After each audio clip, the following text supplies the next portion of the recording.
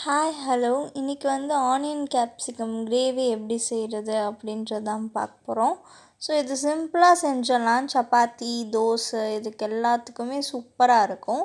First ஒரு கடாய் எடுத்துக்கோங்க. அதில் எண்ணெய் சேர்த்துட்டு நறுக்கி வச்சுருந்த வெங்காயத்தையும் கொடை மிளகாவையும் இதில் சேர்த்துக்கலாம்.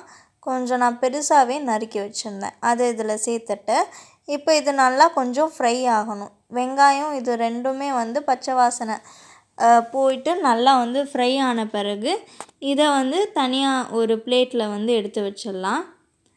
ஸோ இப்போ இது தனியாக நீங்கள் ஒரு பிளேட்டில் எடுத்து வச்ச பிறகு திரும்ப அதே எண்ணெயில் நல்லா கொதிக்கிற எண்ணெயிலேயே நம்ம சீரகம் சேர்த்துடலாம். சீரகம் சேர்த்துட்டு சின்ன சின்னதாக பொடி பொடியாக கட் பண்ணி எடுத்து வச்சுருந்த வெங்காயத்தையும் இதில் நான் சேர்த்துக்கிறேன். நம்ம ஏற்கனவே பெருசாக வெங்காயத்தை கட் பண்ணி அதை ஃப்ரை பண்ணி எடுத்துக்கிட்டோம்.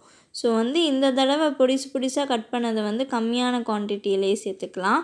சேர்த்துட்டு இப்போ இது எல்லாத்தோடைய பச்சை வாசனை நல்லா போகிற அளவுக்கு வதங்கி விட்டுக்கோங்க.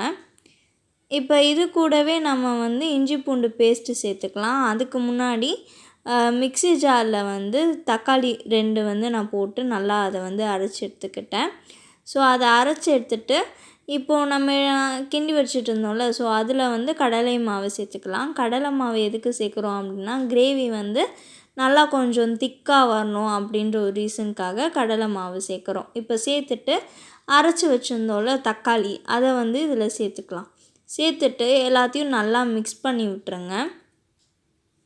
இப்போ இதை நல்லா கிண்டி விட்ட பிறகு இதில் நம்ம மசாலாஸ்லாம் ஆட் பண்ணணும். ஸோ ஃபஸ்ட்டு பிரியாணி மசாலா அது ஒரு 1.5 டேபிள் ஸ்பூன் அளவுக்கு நம்ம சேர்த்துக்கலாம். ஸோ பிரியாணி மசாலா சேர்த்துட்டு அது கூட ஒரு ஸ்பூன் அளவுக்கு கரம் மசாலா, அதுக்கப்புறம் கொரியாண்டர் பவுடர் ஒரு 1/2 டேபிள் ஸ்பூன் சேர்த்துக்கலாம். அதுக்கப்புறம் லாஸ்ட்டாக தேவையான அளவு உப்பு ஒரு 1/2 டேபிள் ஸ்பூன் அளவுக்கு உப்பு சேர்த்துக்கலாம்.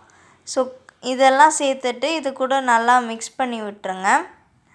இப்போ இதெல்லாமே நல்லா மிக்ஸ் ஆன பிறகு இதில் நம்ம தண்ணி சேர்த்துடலாம்.